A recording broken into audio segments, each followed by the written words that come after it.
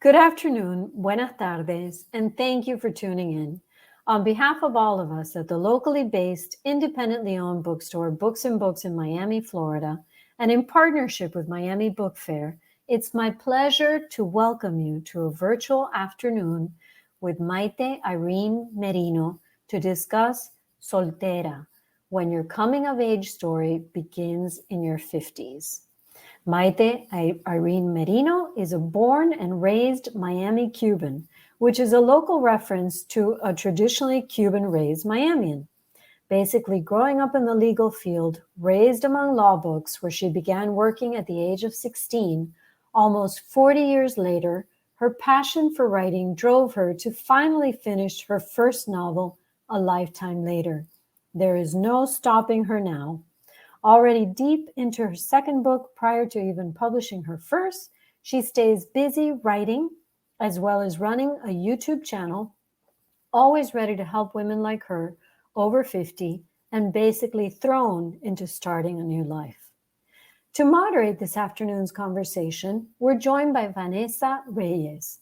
Vanessa is a published journalist who has written for newspapers such as the Miami Herald and the Sun Sentinel. After taking a 10-year hiatus to raise her 2 kids and a subsequent divorce, she started her website, www.singlemomstartingover.com. She now embarks on a new journey of transformation, much like our book's protagonist. Throughout this afternoon's broadcast, you're invited to ask questions by using the Ask a Question feature at the bottom of the screen, and you can order your copy of Soltera from Books and Books below by pressing the green button. We appreciate each and every order and the generous donations from viewers everywhere. And now, without further ado, I'd like to welcome our guests to the virtual stage. Hello, hello. Hi. Hi. Hi, ladies. Hi, how are you? Good. Oh, you know what? I'm hearing kind of like a back feed. I don't know if that's on my end. Let me try taking it off.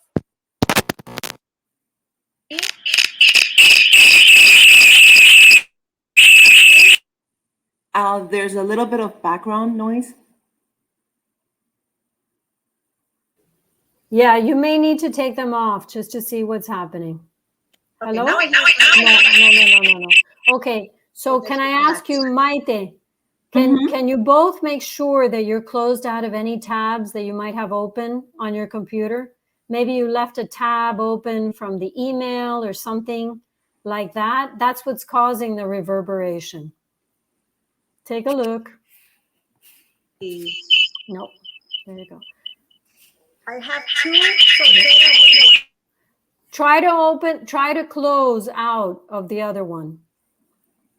Same with you, Maite. If you can close out of any other windows that you have open. Okay, let's try it again. Right. I don't hear anything now. Oh, now you got it. It might have been mine. Okay. Okay. Sorry, guys. I know we wasted a few minutes there on technical issues. No, it's fine. It's usually me with the technical issues. No, we're both in our 40s and 50s, so, it's bound to happen. Yes. But I'm so happy to be talking with you now about your book, Soltera. It was so relatable to me, and I know to so many people who are watching, because it's about divorce, and unfortunately, that's become so common in our society this day and age. So yes, I wanted to ask you so many questions, like what led to writing this book? Like, how close are you and Julia, the protagonist in the book? How similar are you guys, and what led you to write this book? Well, I've always been a writer, and I started, I don't know how many books. So finally, when I got divorced, I don't know if it's the time, or for me, it was a release. It was my therapy. When I got separated and divorced, it was the first part of the book. There's a lot of similarities because it started as a memoir. I actually started writing it in first person as I was, going through it, and it emerged into fiction afterwards. There are a lot of similarities with Julia because Julia was me at first, with some changes, but yes. Yeah. No, and I know it's some journey that so many people can relate to. I mean, I know our journey is a little different just because you had a 30-year marriage and your kids were grown up more or less by that time, right? Yes, So, definitely.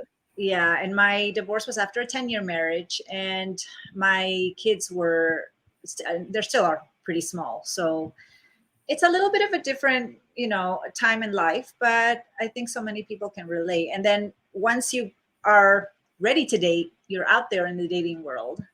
I mean, that's a whole Yes. different area. And I read through it during some time down that I had, and I was like, the Alex chapter had me on the edge of my seat. Oh So no. the Alex chapter, guys, there was a, I guess, co-text moment, and I think the ladies can relate to when you are like hyper vigilant that nothing's gonna show or anything like that. But it's something you have to read the book to understand it. But was that based on, like, how did you come up with that scene in the book with the co-text moment? It wasn't hard to come up with because there was a lot of truth to it. It wasn't exactly a tough context moment, but it was a moment, definitely. Yeah. It's funny, when I first wrote that section, I was in my memoir stage. So my best friend, who is also featured in the book, I won't go into details, but she was my first person that actually went through the book and edited it. And the actual what happened with Alex was very graphic and very scary, but it was very funny. And there is a lot of truth of what's in the book. Yeah. How scary was it for you to go on that first date after divorce? Because I know your husband was pretty much the only man in your life. So how Yes. was it going on a date after divorce for you? Oh my God. For me, it was my first date was actually at age 50 or 51. I was dying. I never really dated. I met my husband straight out of my parents' house. We met, and that led to a relationship, led to marriage. So I really never dated, not even with him. I mean, back then it was on the phone, you'd watch TV. That was like the big thing. I had an orange phone in my room. It was very weird. But I never really dated. So my first date was actually very similar to the chapter in the book that's called, I believe it's The Sniffer. And you have to read the book to understand what's happening. But that was my first date. And for me, I was dying. But dying, I can't explain. Yeah, no, I know each chapter has a different name for the kind of dates they were, I guess, is how you put it. But I thought that Yes. was a really clever way to. There was also a Luke character who is kind of reminds, I think everybody, no, most people have had a Luke type of character, which is, if you've seen Sex in the City, it's kind of like a Mr. Big kind of character that comes in and out of your life, and not necessarily the most healthy relationships. But I think a lot of us have that kind of person in your life. Was he also based on somebody that you've met in your dating journey after divorce? Yes, it was. I mean, that chapter is very true to reality. Again, everybody that I dated, I mean, I've been very lucky. I've met a lot of interesting people, very colorful, interesting stories, but one person is nicer than the next, and that includes Luke. Yeah. And he's a very nice person, and it was very similar to what happened in the book. Yeah. Well, I just want to let people know too, you can always ask questions on the Ask a Question tab, and I'll be happy to ask Maite toward the end of the interview. So another character that's in the book that I think a lot of South Floridians can relate to is Spanglish, is the language you've actually used. Yes. The book is really in English, but there is a very heavy Spanglish component to it, which is basically where you mix in and sprinkle in Spanish words into when you're talking in English, which we do a lot here in South Florida, in Miami, specifically Yes, where we are. definitely. So how important, or why was it important for your voice to be that way, using Spanglish? Because that's actually, I mean, I'm sure a lot of people can relate to this with me. I am a Cuban born in Miami. So I was raised in a Cuban family, and all my interactions with my friends, with people around me, have been mainly in both languages. So when you're a Latino or Latina, I really think that you feel in the language that's first language to you. So when I get angry, I feel like I get angry in Spanish. My emotions are connected to the language that I'm at. So when I say in the book, "Ay Dios mío," you're feeling it. So that's why it comes out in Spanish, I guess. And I tried to be true to myself in the book that way. Isn't that funny? I feel like that's a funny dynamic, especially with Latin people, because I think English is, you were born and raised here in well, Miami, but technically the United States, right? So Yes. your first language, would you say, is English though? That's an interesting question, because at times, I mean, I was raised in a very traditional Cuban household. So the first years of my life, maybe those formative years, were in Spanish. I mean, my parents actually met learning English, which happened, but they never really spoke it at home. So I was basically raised in Spanish until I started school, and then that's when it switched. So even though I was raised here and am an American, and I feel 100% American, I feel 100% Cuban as well, because it was kept in my house that way. Yeah, I That's feel how like I grew culture up. is a really important part, I guess for everyone, but I think Latin culture, which is what you and I grew up in, is Mhm. really important for a lot of families to have the culture still remain alive, even being here in this, Yes, right? yes, So definitely. tell me more about your the dating after divorce. What is the one thing that you learned that you took away from starting to date and this whole journey? What is the main thing that's actually stayed with you this whole time? That people are people. You're so scared. At least I was petrified to go on my first date, and my first date was very awkward. I remember that I made an agreement to meet somebody, because my first date was actually somebody that I met online. That was the first person that I agreed to. And I remember that I had to park. It was on 8th Street or something. I don't even remember where it was, but I know that it was somewhere that I had to park and walk a distance. And I'm telling you, that walk from my car to the place took forever. I was petrified. And I remember the feeling of getting there and searching for somebody that didn't know what they looked like, because what people look like on a picture or something when you're dating online is not necessarily what they look like live. So, taking all of that into account, it was a scary feeling. And what I've taken from it is that everybody's different. There's no need to be scared at all. I mean, everybody's human. They're feeling the same things we are, and that goes for men and women. So I'm sure that they're as, not maybe petrified as I was, but they're as, weary, and, it's a new person. So Yeah. no matter how much you date, it's always a new person if you're just meeting them. So I have heard horror stories about dates. I mean, not just dating after divorce, but just dating in general. And I think as you get older, um, it becomes maybe a little tougher also, because not only do you have more, I guess, baggage, because you have kids or you have things that you deal with, and you kind of set in your ways. A lot of people get set in their ways as they get older. So it's a lot of adapting, one person to the other. So, but speaking of the feeling, something that resonated with me too, that I know a lot of people, I think probably all people in some way have related to this, is the moment when you realize that's it, it's done. You're moved on, you're actually divorced. And I'm going to read a quick excerpt in the book um, to, to tell you what I mean. So then it hit me. I was alone. I was surrounded by mountains of boxes, disarray, and a deafening silence. Ultimately, that last one would be the one that got me, the clincher. Now, I know for me, it was when my kids would go with their dad, and it was his time with them. And I realized it like set in that I was by myself. I'm divorced. It's not a family of four anymore. It's just me by myself.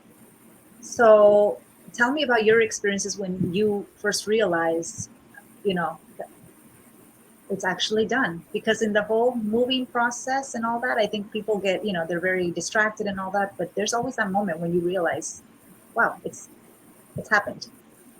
When I was that? know, and there's no planning for it really. I mean, I had so many plans, meaning I'm going to do this and this and that, and it's going to go this way and that way. I even, my father, who's 92 now, lives with me. And he lived with me at the time when I actually got separated initially. So I made this plan. I said, you know what? I'm going to move. It's going to happen. And then I'll wait a few days and then I'll bring him over, because I figured there was going to be, crying, just to change, And when I was at the house by myself, that my best friend and my daughter, my family helped me put everything aside, and everything was set up, and there was always boxes, and everybody left and I was alone. I was really alone, which I never was before. When you're in a family, you're part of a family dynamic, and either you're there, your spouse, your one child, the other child, in Spanish, that soledad of being, okay, this is it. This is how it's going to be. I could not get my father fast enough to where I was living. I actually called and I said, you know what? I'm going to bring you back really fast over here. There was no crying. It was worse, the feeling. Yeah. And I think some people have a harder time. Like, I always pride myself on enjoying my solitude and, being alone. I think it's an important skill to have, but it's a different kind of alone, right? It's like the end of something. And when you end a marriage, you should mourn. It's a mourning process, because it is the death. It's the death of a family that you knew before. So it is. I think you covered that beautifully in the book. That part, like that moment, it really hit me, because it was so relatable. It was really relatable. But I know your dad lives with you now, and that's another thing, like the sandwich generation. You're taking care of. Well, I'm taking care of my kids and my mom, and you're taking care of your dad. It's kind of so many stresses of life. Yes. How long did it take you to actually write the book? How long was the process? It's actually strange, because when I started, again, it was a memoir. So you'd figure that if you're writing from something that's happened, it would just happen, and you would flow. But the first part of the book, which was the part that was based more on reality, was tougher for me to write. It took me several months, about 3 months. And I say it all the time. I wrote the book at coffee houses. We all know what that is. And, in the gables and outside. And, I learned a lot about myself in that process too. But the first part of the book was longer for me to get out. And then the fiction part came and I zipped through it, and I felt, but the total, it was about 6-7 months that it took me to write the book. Well, why did you decide to, instead of doing a memoir and just doing it like a memoir person, kind of like almost like a, not self-help book, but something that it's very in first person? How come you decided to do it as a nonfiction or fiction based loosely on your life? Why did you change that? Because, to me, my life was boring, was very inactive. Yes, I was dating. I hadn't dated before. There were changes in my life, but to the regular person or somebody else, it may not seem as exciting. And the writer in me, when you're writing a memoir, you're a writer, but you're relaying a memory. You're putting your thoughts on paper, based on what you've lived. Fiction for me is more exciting. So I was able to spice things up. I was able to do a lot and come through as myself. I know now that I am a fictional writer, and that's what I enjoy and I love. Well, it gave a good message that even though you get divorced and you may think that feeling of loneliness is always going to be there, life does move on. Life, when you get depressed or anything after divorce, it's like you think that moment's going to last forever, and it really doesn't. And life goes on, and you end up going on dates or meeting other people, whether it's dates or girlfriends too. Like your girlfriends were a big part of the book. You had the girlfriend that was la más, in Spanish, I would say la más viva, and then the other one that was a little more down to earth, bringing you down to earth. And they represented something different that you needed during that time. But that moment, it moves on. So tell me about the friends that these ladies were based on in your book too. Were they friends, or tell me a little bit? No, they were based on live characters. I mean, names are different. Certain events are different, but the personalities are there. I mean, there's certain, everything from Roxy, who is a young person that came into my life in a very different way that I would have expected. And then it turns out she's more like, she's a friend, but there's such an age difference as it is in the book. And there's the other side, which is my oldest friend that to me is a sister. I mean, we don't have the same blood running through our veins, but I mean, there's more than blood. So, and that as it is, that's how it is today. So, these are people that are based on real characters, real people, different names, different events, but the people are real. No, they were very relatable too. It's important to have a support system, whether it's your family or your friends. Yes. Always around. We actually have a few questions. I'm gonna go to the questions now. Let's see. Okay. What motivated you? This is a great question from Miriam. What motivated you to get on a dating app? Oh my God. Well, when I first got separated, I was an entire year sitting in my living room, catching up with HGTV and Game of Thrones. I mean, I binge watched all kinds of programs, and I was petrified to leave my apartment. I was, the word for it in Spanish is pasmada. And during one of those things that I'm watching TV, I actually started watching a show that I think it was called Love Connection, something like that. And it was so interesting and so colorful. And one of those things, you grab your laptop and you search it, and then all of a sudden you fall into an app and you're like, oh my God, I'm not gonna do this. And then you sign up and then you put it away, and then locura. So it was not easy, but I kind of tripped on it. And there's no turning back and no regrets ever. Yeah. Well, on that sense, there's regrets in life, but nothing to do with that aspect. I'm amazed how many apps there are out there now for anything you're looking for. I had a girlfriend trying to get me on Bumble, I think, which is where the girl picks the guys or something like that. And I never said I'm never going to get on dating apps. I thought if it came to it, then I would get on dating apps. But if you would have asked me that question when I was married, I may have even been judgmental.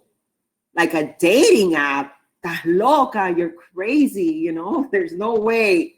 There is. It happened to me. And you know what? And again, I've met so many people, so many nice people. You hear horror stories. I've heard stories. Oh my God, they found somebody in a dumpster and they met on a dating app. I never had that experience. I've never met anybody that had an experience like that. So for me, it was fine. It worked for when it worked. Think about if you're going through a divorce right before the pandemic hit, and then the pandemic hits. I've had a lot of single friends that are dating on dating apps during the pandemic, because obviously you can't go to a bar, it's not the same. You can't go out and actually meet people. So they would have actual virtual dates from the dating app through Zoom or something. So, right. It does work, and you're going to meet all kinds of people. I've had also friends who have actually gotten married. So you never know where you're going to meet somebody. That's the whole You never know. You could meet somebody in person. And sometimes you get more information about the person if you meet them in an app than when you meet them in person, because some people will be forthcoming and open and some people will not. You basically know their name, that they like you, and you have their phone number, and that's it. And then it's like, averigua, it's like, go for it. How responsive they are. When do they get back to you? Do they wait like 2 days to get back to you? Are they responsive? Are they respectful? There's a lot you can learn without actually meeting them in person. Yes. But when you meet them in person, obviously then you see the physical, and it's different. It's almost like a preface when somebody's reading your resume and then they ask you to actually come in for an interview. I think that's exactly. Yeah. And sometimes it reads better on paper. Sometimes you're surprised, and the one that you think that is like whatever on paper happens to be a very nice, generous-hearted person, you know, so you really never know. It's una cajita de sorpresa, to say it in Spanish, and, you know, it And is what it sometimes is. it's the person you never thought would actually be something. Yeah, it's like the person you actually, wow, I could see something happening with this person. So we have a few more Yes. questions. Let me see. Oh boy, be nice. The book. Hi, Diana. Diana said, hi, Maite and Vanessa. Hi, Diana. Hi. Oh, pressed enter too early. Okay, Diana says, Maite, I wanted to tell you how very proud I am of you and so excited for you. Tell us when you first felt you were happy. Love you, girl. So tell us when you first felt happy. I'm guessing after the divorce. So when did you first, do you have a moment where you actually felt like, wow, I'm calm. I'm okay now. I'm going to be okay. Do you have a moment like that right after? I've actually had many moments like that in different aspects.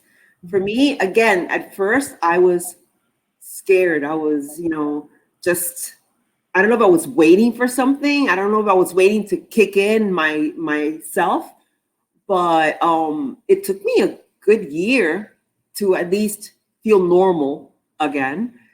And again, that happens. I feel happy often, you know, at moments that I'm doing something. I'm like, oh my God. Like I just purchased a home about 2 years ago. To me, that was such a proud moment because I really never did anything by myself. I mean, we're talking about getting a tire changed. We're, you know, buying a house, buying a car, everything that I always did it with somebody else. So all those little things to me are very exciting, aha, happy moments. No, that's a huge feat. To buy a house for anybody, it's huge. I think for me, it was taxes. My ex-husband used to do all my taxes all the time, so I never had to worry about it. When tax season came around, I was like, oh my God, what do I do? I have to get this. I completely forgot. I mean, it was 10 years, but I completely was dependent on him for that. So it was going back to how I was in my 20s. So that's a great question. Yes, that is a great question. There is a couple of other questions. Let me see. Are you still this question comes from Richard Cheney. Are you still soltera or have you found a special person? I have found a very special person. I won't elaborate too much, but let's just say that it's a success story. I'm very happy, very content. It's opened my life to many different things. It's inspired me. It's actually reflected in my next book. It's changed what I was writing, and aspects of his life are now aspects of my life. So yeah, no longer soltera. That's soltera, but no longer I am in a relationship. So. Yeah. I think that's important for people to know too. I think it's happened. I've seen friends that kind of get turned off. Like, I'm never dating again. I hate men, or I hate women, or, you know, and no, everybody has those moments though. Yeah. Everybody has those moments. I guess so. I guess people have those moments. There's reasons sometimes when you're just like, I'm done with everything. But there are good people out there, and I always believe in second chances and starting over is, you know, and whether it's relationships or work. And I'm so happy that you found somebody that you're happy with and that's made you believe in love again. That's important too. Yes, definitely. Well, I know that this is an interview, but I want to put Vanessa on the hot seat. Oh, what? I want to put Vanessa on the hot seat. Has your experiences, based on what you've heard from me, because I'm older than you? Just a little bit, not a lot. But still, it feels like, you know, how about your dating experiences? How do you relate to what I'm telling you? Yes, I do. I do relate a lot. I mean, I honestly didn't get to date a whole lot after my divorce when I was separated, because a few months after I got divorced, after my divorce was finalized, I actually met somebody too. And I would say he's what I needed, but what I didn't know I needed. And I'm so used to being independent. As far as emotionally goes, I always handle whatever life throws my way on my own, you know, and I've learned since I was a little girl to handle things on my own. So when this person came into my life and was like, giving me what I didn't even know I needed, which is like a shoulder and somebody to count on and somebody I can actually talk to. Believe me, it's still, we've been together 2 years, but it's been a work in progress. I still have a hard time. Like, should I call him and not tell him about this problem? I'm having a bad day. I don't know if I should, because I don't want to overwhelm anybody else or put anybody else down. I just want to handle it on my own. But I think he came into my life at a moment when I needed. I just didn't think it'd be right at that moment. So when I told you that friend got me on Bumble, I was willing to try it, like when the time came, but for that moment in time, I was just thinking about having fun and for a couple of years being single, because I think it is important for people to be alone for a while and not to go from a relationship to another relationship. I think it's important to be alone because you're still healing. And to be honest, I don't know that I was in the best place to be dating. You know, he took me for who I was and didn't let my small kids or the stuff I had going on in my life scare him away, and he's adamant in staying there. And I thank God every day for that. But you know, it's important to heal too. So I mean, I didn't get too much of a dating journey, to be honest.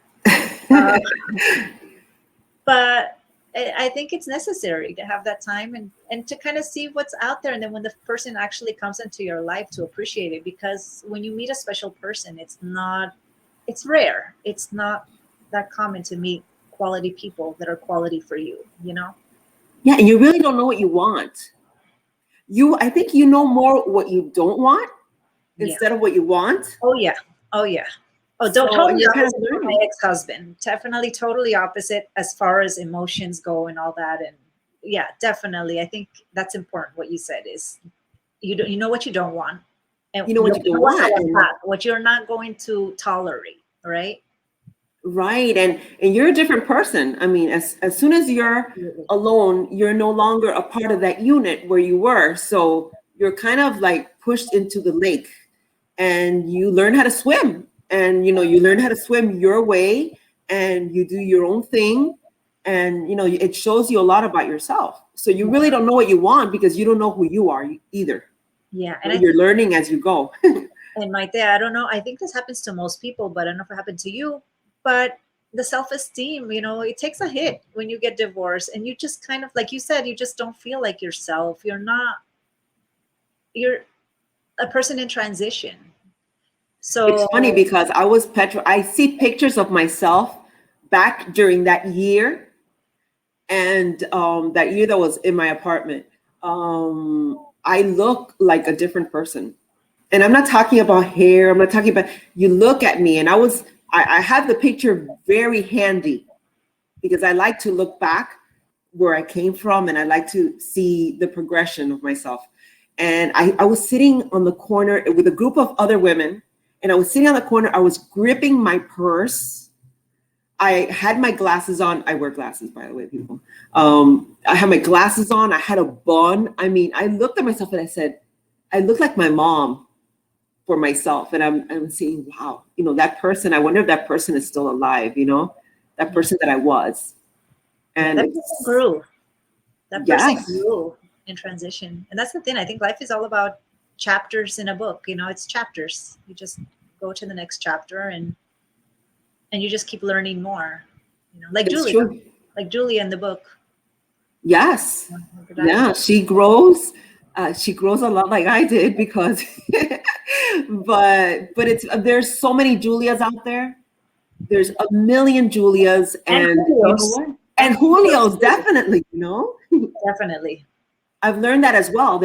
I've been approached by men who have actually asked me, well, I'm going to date. What do you suggest? I mean, it was a surprise to me because I always thought that women would relate to me with what I went through, but there's men out there asking. They don't know sometimes what to do. I mean, they've been in relationships for a long time, and they come out and they're like, ¿Qué hago? What do I do? Where do I go with this? You know, and I've answered questions like that, and it's interesting. It happens to whatever, no matter what you are, man, woman, young, old, you know. Well, because you put your journey out there through your YouTube channel and everything, I think, and now the book, people, especially men, they're not going to go to their buddies and ask, and ask these questions, or they may not have a lady in their life that they can, like a friend lady that they can ask. So they need advice too, just like us women need advice. I think women have more of a support system than a lot of men have. It's true. Men open up too, but men sometimes have more of a problem asking their friends that are gonna, it's like asking for directions. That stereotype that men don't ask for directions. They do. And so do women, but it's hard. It's hard for men to come out sometimes. Yeah, and just because they don't ask them doesn't mean they don't have those curiosities too. Exactly. And it's good that they feel comfortable enough, that you have them feel comfortable enough to ask you that, questions. What should I do? And that they can get it from a woman's perspective. It's very, very important. My YouTube channel, that's what it was. My YouTube channel started as my attempt to be published, because I had to get out there, and I'm like, it was scary. Oh my God. The first episode, the second episode, it was like, but I got into it. And then it became that, I wanted to help people. If I would have had somebody, I had a great support system, but if I would have had somebody that went through the same thing I did, because everybody goes through it differently.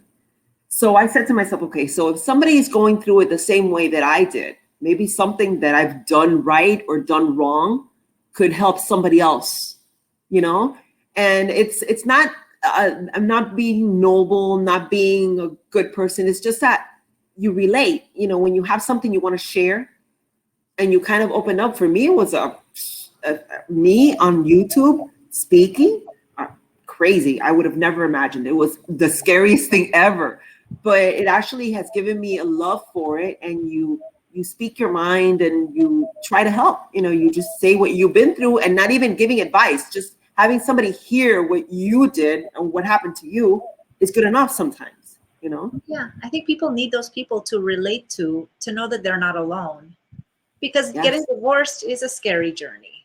It's scary. You don't know what's on the other side. You don't know, are you going to meet somebody else? Or if you've been like me, I was a stay-at-home mom, and I applied for jobs, and whether it was either, it's almost, you were in the top 3 and you didn't get it, or we just had to go with somebody else, or it was some job that they maquillado, it's this, but it's not really this.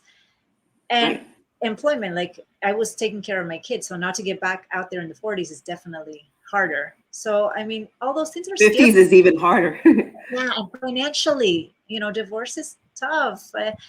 So to have somebody like you out there putting your story out there, I think it's invaluable for so many people, men and women, because they're all going through the same journey and they just want to know that somebody can relate. Because like you, I think you said your friends were all married, either in a long-term marriages and there was nobody really. Even my single friends, everybody had their own thing going, but nobody's was exactly like mine. Exactly. My friends are great. And they supported me. And there's people that I could not have done whatever happened in my life without, but not the same thing. My closest friend, who's like, again, blood, she's had a successful marriage for over 40 years and going strong. So I'm sure she would have given anything to help me. Poor thing, her ears must have been, she must have been like, oh my God, I hope her phone breaks, every day. But, she helped me everything she could. But if I would have had somebody that would have been through the same thing, They try to help you the best way they can, but it's not necessarily what you need. But an ear is also. Oh, no. To be and I made use of that ear big time, big time.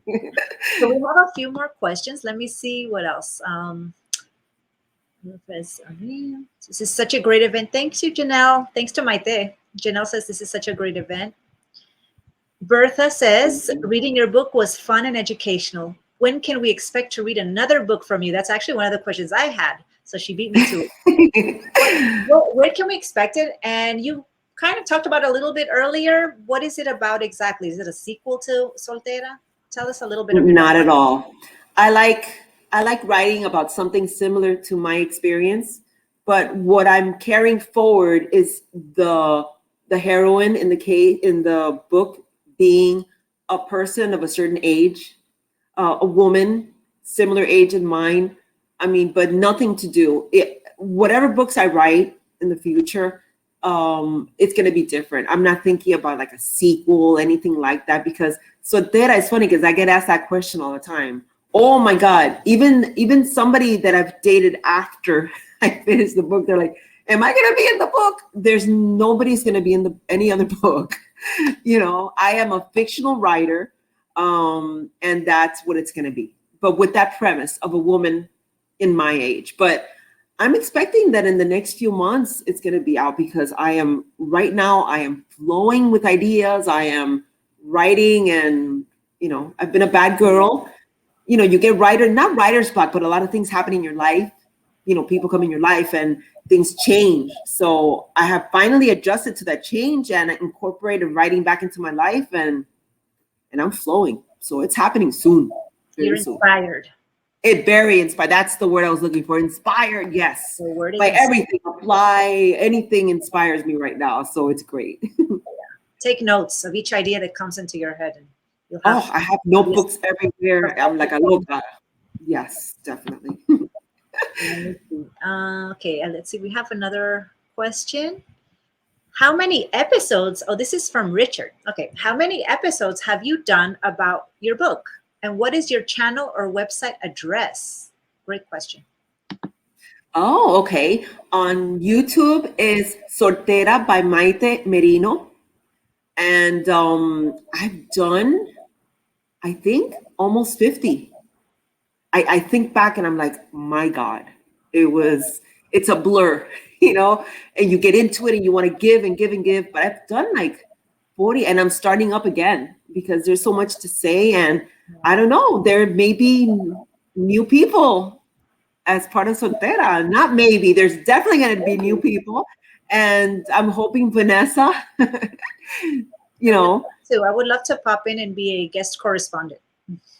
That's wonderful. It'll be very welcome. It's different journeys. You know, there's so many people can relate to your journey, and then there's a lot of people who can relate to mine. So I think we can but very similar journeys, just different moments, different aspects. Yeah. I think that people would take so much from your experience as well, because there's a big difference, you know, children, age.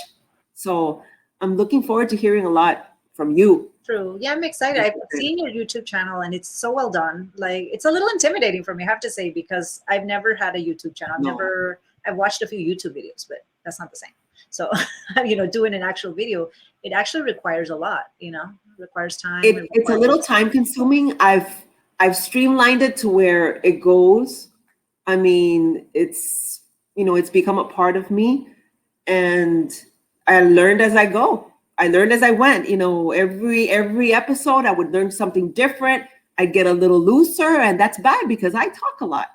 So, you know, it could be a bad thing. But now I used to script. I don't script anymore. I'll get ideas down and then I just run my mouth, you know, English, Spanish, whatever it is. But it's fun to have your own channel where you get to be the boss and get to decide what you're going to talk about and have that freedom to be able to put whatever you got to come up with it, because you want to talk about everything. So you have to, you know, limit yourself to what's helpful and what's going to actually mean something to somebody else also. In addition to it being, to me, it's like another vehicle of expression.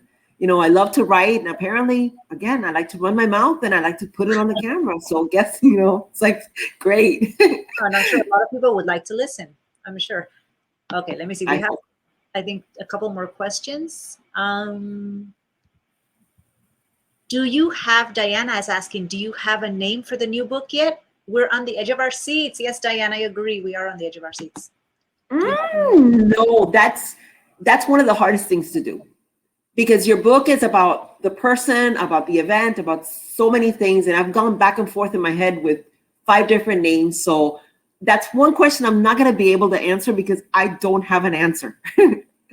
I will put it out there. As soon as I come up with something, you know me, I don't hold back. Yeah. It's black and white, so it's going to come out. So we're going to have to wait and see. And I have a feeling you're going to have to join her YouTube channel to find out. To get the first Yes, please. You know, you'll find out right away as soon as I know. So let me see. That's a great question. That was a great question. Okay. Yes. Now Anna's asking, what is the greatest lesson you have learned, and what is your top piece of advice for starting to write a book? Starting to write a book is, okay, I don't know, it depends on the person. For me, my biggest challenge was not editing myself.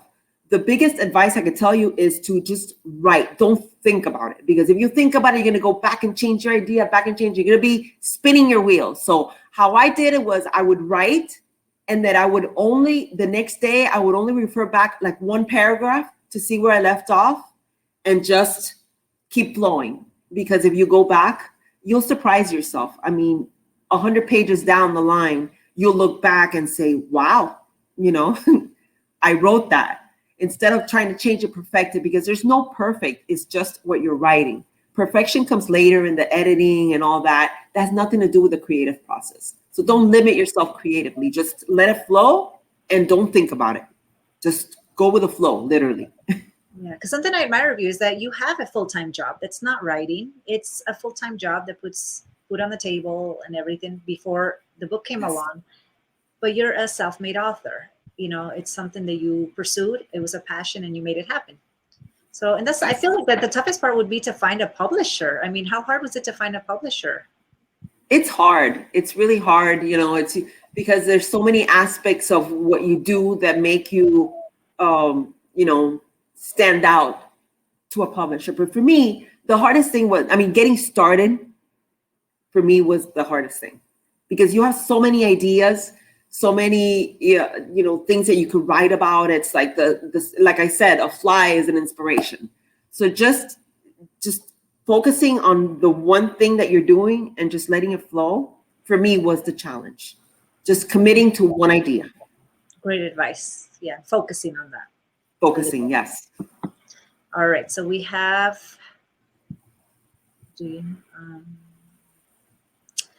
A question is, what are some of your interests besides writing? Do you have any other activities that you enjoy? Oh my God, don't even get me started. Okay. I love, my newest love, which may be featured in my next book, probably, yes, it is going to be, is bowling. Believe it or not, the silliest thing. To me, bowling was, taking your child to a party, and it's a bowling party, and they bowl for an hour or two, they have fun, you go home, and then you don't think about it anymore. But the person in my life happens to be an avid bowler, very professional, very committed. And it's opened my eyes to it. And what started off as, let me go see fulanito and be supportive, has become a love and a passion, and it's a sport. And that's with the bowling. I love writing, anything outdoors. I never knew I was an outdoor person. I lived from my house. I would go to my car, go to work. Everything was like, AC. We live in Miami. It's very hot. So outside was like, ay, que calor.